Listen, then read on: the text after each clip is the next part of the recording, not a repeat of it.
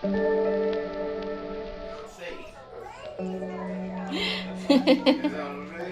had no idea you was about to be my fiance. No. Oh man, it was great when he was talking to me and he was like,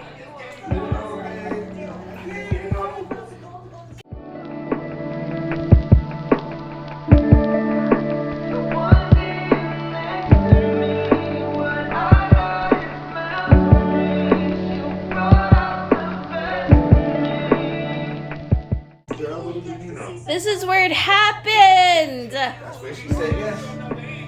That's where she said yes. Damn. I'm gonna break a nail.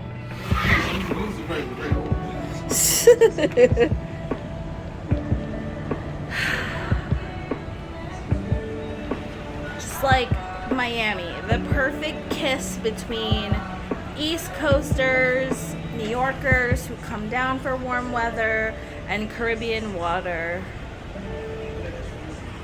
Delicious food. I do feel like our food last time we was here was better. We had better meals.